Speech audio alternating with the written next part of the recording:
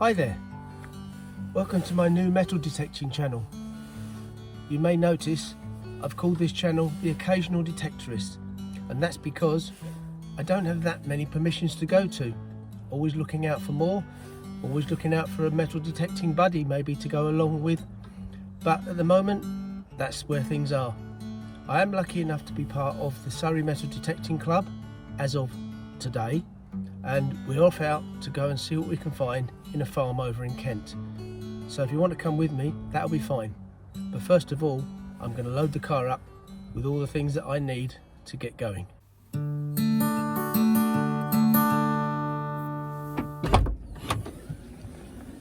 Okay, first of all, strangely enough, I've got my old trusty Garrett Ace 250. I've had for quite a long time now, but it's always a good backup, so that can go in the car. A bag of various bits and pieces, which mostly contains a spare camera and also batteries. What else do I have in there? I've also got the harness that all goes on, and hopefully that will show you all what I'm up to at the time. I've got another bag full of various bits. I've even got a book to tell me about what coins I may find, but I'm not holding out too much hope. That way I won't be disappointed, will I? Also, I've got my normal finds bag. In the finds bag I've got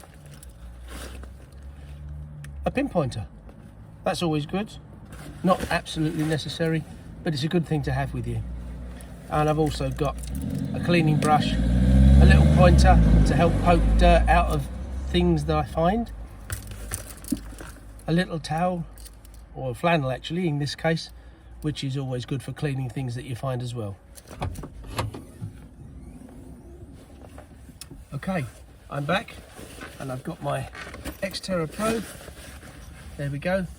You've seen one of them before, I'm quite sure. There's lots of videos out there, of course. And it's in a little bag, which helps to keep things tidy while they're floating around in the back of my car. That's it. So the next thing is, let's get going detecting.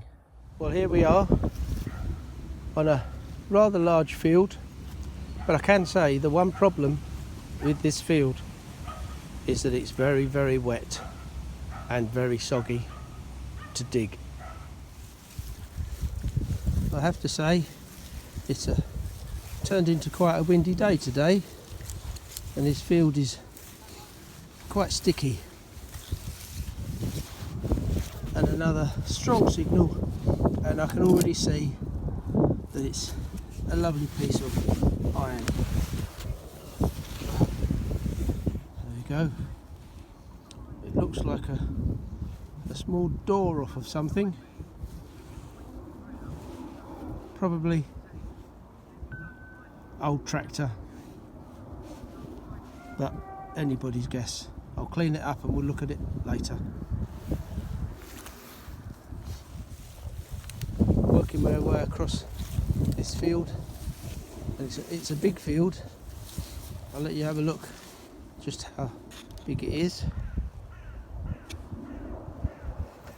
It's not a bad sized field. There are one or two people left up here detecting, but I'll keep going. I've had a couple of interesting little finds. We'll talk about those at the end of the video. Well, this could be interesting. Got a reasonable signal, and I've dug the hole so far. At the moment, I'm looking at probably 6 inches. So the hole is down there, whatever it is. So I'll have a little probe around. We've got something down there. Yep, it's having a bleep.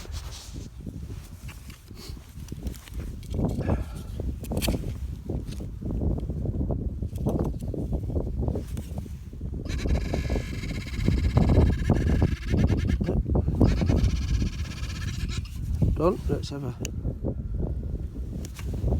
little look. There's something down there.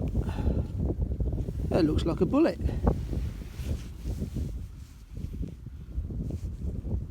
strange copper coating on the bullet, but there we go. Makes you wonder how a bullet found its way in here, and it's quite a small one, so I'll have to look into that. This is the next field.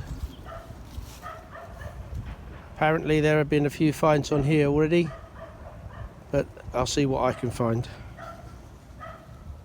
I'm finding life hard going today, very muddy. Found a few interesting things, but let's hope for a drier, less windy day. Then life will be a little more difficult. Less difficult, not more difficult, hopefully. I'll see you in my next video. Well, it was quite a day out there, but now we're home. We can have a little look and see what my finds were, and unfortunately they really aren't much to write home about. What you're looking at here are all the iron objects that I dug up. This particular piece looks a bit like the blade of something, but I don't suppose it'll ever be identified. This looks like a little door off of something, but I can't relate that either. Always happy to be advised. Now I do know what this is actually the head of a coach bolt. You can see where it's snapped off inside. But again, when it comes down to it, all these pieces are just junk. To look on the bright side, I suppose you could say I've done the farmer's field a bit of a favour. So I'll put all those aside and we'll have a look at the few small finds that do have a little interest. Now, unfortunately, there are only 3 things of merit to write home about. My very first dig was this 1/2 inch musket ball, and it is almost exactly 1/2 inch, having measured it, and it's in pretty good condition, but it's flat one side, so it has hit something. It is a fired musket ball. There's no way of knowing whether it was somebody or something that it hit, but looking at the indentations, I suspect it was probably likely a stone rather than a body. This bullet, if you watched my video right through, you will have seen me dig that one up. It has still got the rifling on it, and it is a 303, and it's copper coated, but it has got a core, and it looks like it could be a hard core rather than a lead core, but I can't identify it any more than that. This little object, which looks to me to be a button of some description, is only a button on one side. The other side is hollow, so it might be the top of a hollow button. It's got a square top to it, and it's not magnetic, so I know it's not iron because it's not rusty either. It's some alloy of some description. Unfortunately, unless somebody else out there can identify it for me, that might remain a mystery too.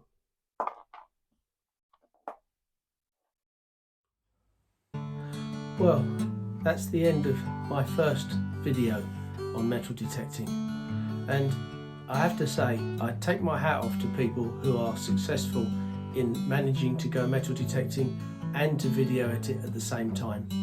It's not an easy thing to do when you're trying to handle a detector and dig holes and handle a camera and trying to keep an eye on what's going on around you at the same time. But I've done my best, and this was my first video. Next time I do a video, I'll show you more of what I get up to, and we'll see how I get on with that now I've had this lesson number 1. Thanks for following me up to this point. Quite why, I'm not sure, but I'm sure you'll tell me. I'll see you next time.